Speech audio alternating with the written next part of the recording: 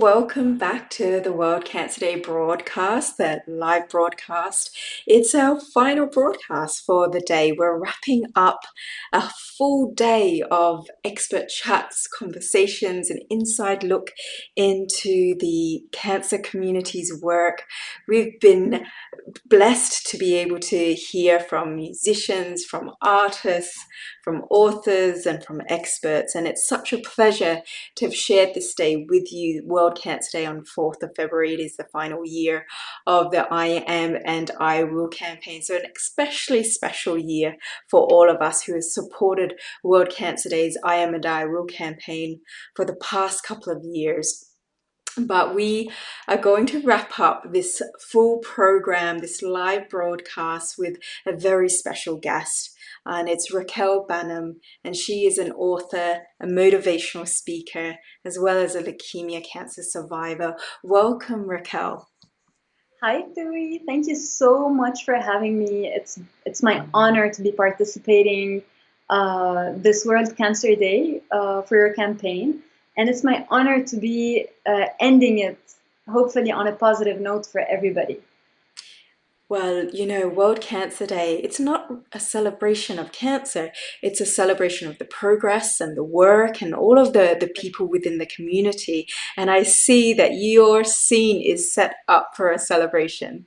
Oh my God, I know, right? It was a gift from a friend of mine, from a very special friend. And I was just surprised to have all of this set up. So, Well, yeah, you have really a amazing. wonderful friend. Give her Thank or him you. a shout out. Hi, Farah. Mwah, mwah, mwah. Thank you. So we're here actually to talk about your books. You've got a couple of books. Your first debut book is actually called A Sense of Tumor. And tumor. Sense of Tumor. I got to get it right. Tell me a little bit more about this book. So basically, through Sense of Tumor, I have the book right here. This is it, and this is the bookmark. Uh, Orange. I wrote it after my first treatment. I was diagnosed at 21, which is kind of, you would think it's an early age for somebody to be diagnosed with cancer because, you know, we associate cancer with something like an illness that happens to older people or anyway. So I decided to write this book after my first treatment because I had a positive outlook throughout the whole treatment, and I wanted to break the taboo related to cancer. There's always this association of cancer with all the hardships and difficulties, suffering, pain, all of that. However, I wanted to say that we may not be in control, but whatever happens to us, we can learn to adapt and have a coping mechanism. And I found humor to be very efficient, honestly. Through this book, I decided to break that stigma around cancer patients, and I wanted to make cancer an acceptable topic of conversation. So, for example, I'm going to read a small part, one of my favorite sections of the book. It's this one over here. It's called Mosquitoes Suck. Mosquitoes suck. They do. And the odds are they have sucked some drugs off of me and never knew what hit them. I only realized that when I found a bunch of dead flies lying next to me every time I woke up. So I'm just thinking about that poor fly that just kind of bit me, and I was high on painkillers, steroids. I was like pumped up with all these drugs, and this mosquito, poor little mosquito thing, bit me, and it probably flew and was wondering, oh my God, such a happy day. So I imagine then, Raquel, going through this experience, your perspective just changes as well. I mean, that's just one example. You're thinking differently, you're seeing the world differently. Absolutely, absolutely. And this is, of course, not to diminish the fact that cancer is very tough. There are some days that you're not even sure you're going to wake up tomorrow. I know I relate to all these feelings because I've been there. And yeah, and with Sense of Tumor, it's the perfect example to tell someone that you can just change your perspective on things, and it will just become easier automatically. So Mm. that was the whole purpose.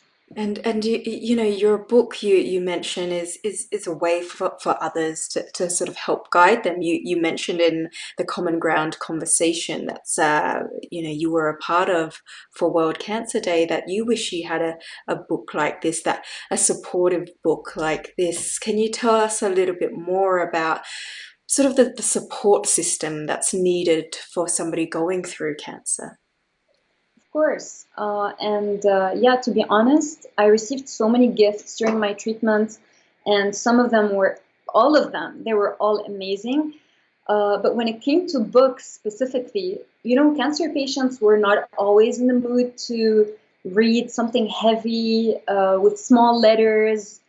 So I made this book in a way that, you know, you saw it's illustrated, it's an easy read. There's no need to keep a dictionary next to you. It's very easy for all ages. So this is one thing I would really recommend, Sense of Tumor, not because I wrote it. However, there's other stuff when it comes to support. I believe there's three different types of support that need to be done. One is before cancer treatment, two is during, and three is after. I believe that there. Okay, so first, before the cancer treatment, I believe schools have to introduce the topic of cancer and chronic illnesses to the students since a very young age, so that they don't, so that the students become more, how do you say this, more acquainted with that world, that cancer world, cancer treatment, the research, the science behind it. Because I think that once you are familiar with the illness, then you won't fear it anymore. Then you become more prepared to deal with it if it ever happens to you. So I think one way for schools to introduce that and educate is to have someone young like myself, give a testimony at the school. There's so many young people out there who are passionate about raising awareness, and I would encourage that. Second, the kind of support that needs to be done throughout the cancer treatment would be a follow-up by a therapist, but a really close follow-up, and not just for the cancer patient themselves, but also for the caregivers, whether family, a friend, or just any caregiver, because caregivers also need to sometimes vent and express their worries and ask questions regarding that. And it makes it easier for them to know how to deal with the patient when they're having a bad day. So I get lots of questions from people like, I have a friend of mine who's been diagnosed and I don't know what to say to them. So, but a professional can maybe guide the family better towards that. And third, last but not least, life before cancer, life after cancer is completely different than life before cancer. And that's in so many ways.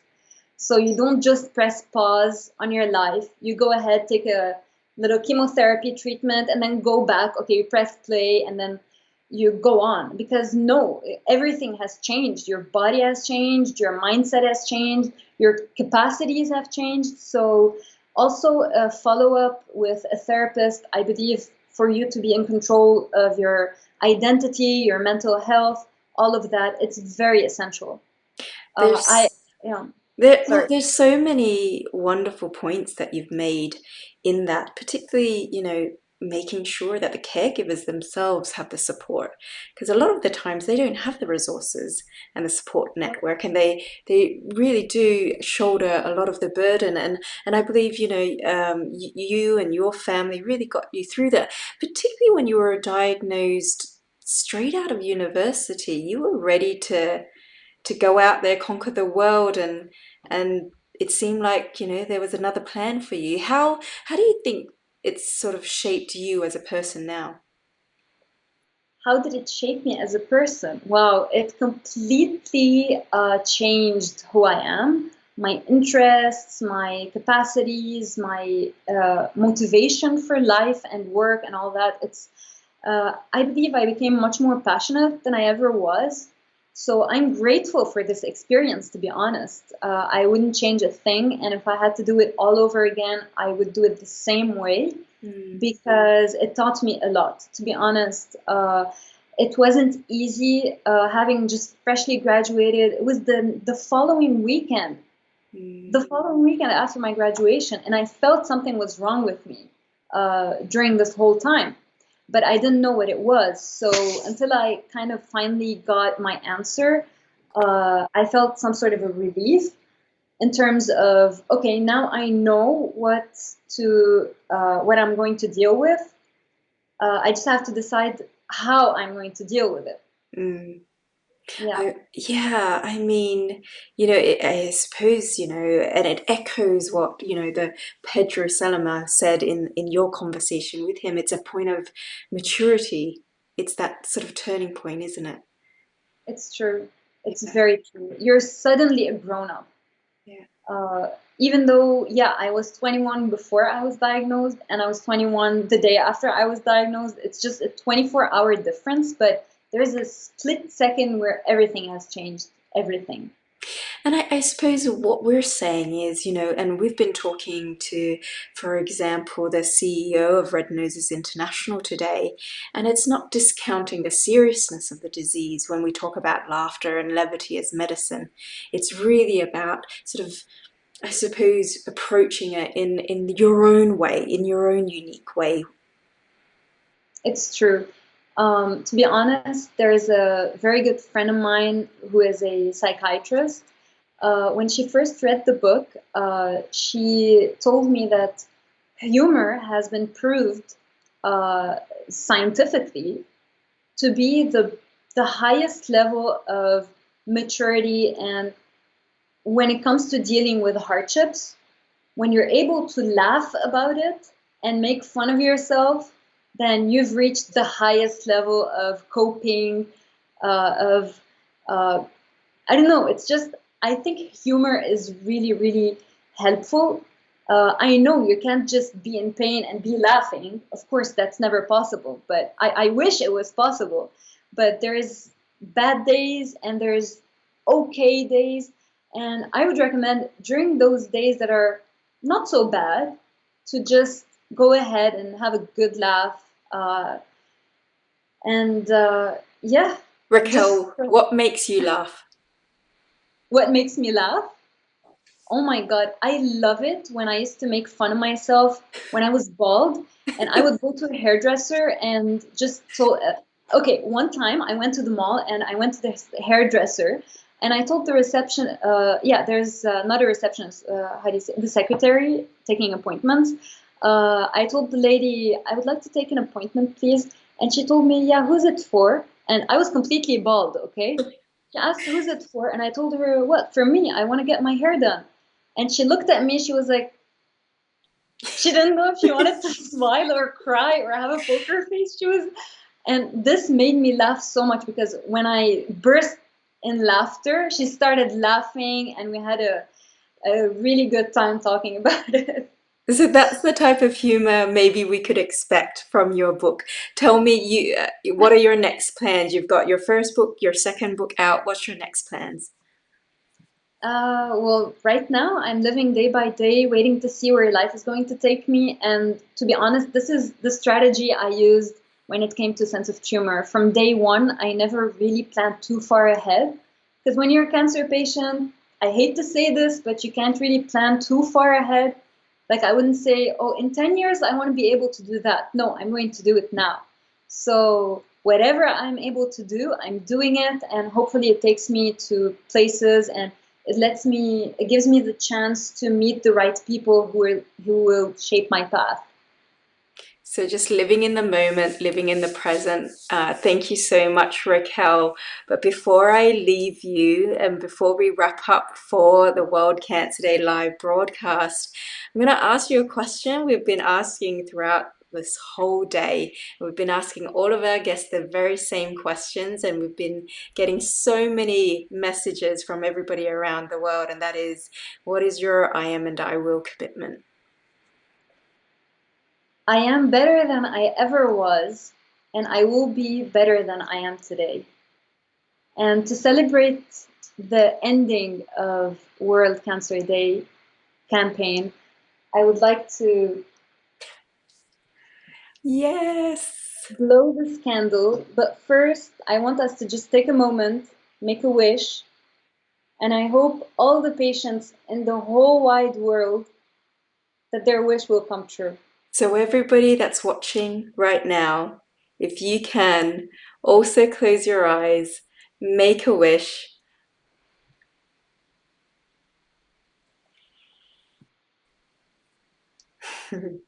Thank you so much for that, Raquel. That cake looks good, by the way. Oh my God, I'm drooling over it. Did you make it? I wish. All right. Well, thank you so much. It's been such a pleasure getting to know you, getting to know your story, and also sharing your story with the rest of the world on World Cancer Day. What a great way to sort of wrap up this World Cancer Day live broadcast. We have been going all around the world. We started in Brisbane, Australia. We made our way to Singapore. We have gone to France to a biobank. We have seen labs in Spain. We have gone to El Salvador, to San Salvador, to a cervical cancer screening clinic. And we've seen the tremendous, tremendous work of our experts and people and advocates and individuals dedicated to the global fight against cancer. And it has just been an incredible, incredible day filled with wonderful conversations. You see there on screen Raquel's book, Sense By the of way, Tumor. on Sense of Amazon, Tumor. Sense of Tumor. We're going to put that in the comments section. How can we find out more about you, Raquel? I'm available on Instagram. It's Sense of Tumor Book, and on Amazon just recently. And I'm super Oh, excited to be sharing this with you. wow. So congratulations on that. Absolutely. If Thank anybody's you. interested in following Raquel and her offbeat sense of humor and helping, and she will help you laugh for sure. Follow her on Instagram and also make sure to check out her book. But thank you so much, Raquel, for inspiring the world and sharing your story. And that's what World Cancer Day is all about, is sharing our stories, um, having these powerful conversations, and as you say, raising awareness and giving support. And we've seen that. And to everybody that's been watching, everybody that's been posting your messages, everybody who has been using your voice, thank you so much on behalf of everybody here at UICC. It's been a pleasure to spend World Cancer Day with you, the final year of the I Am and I Will campaign. We'll see you next year.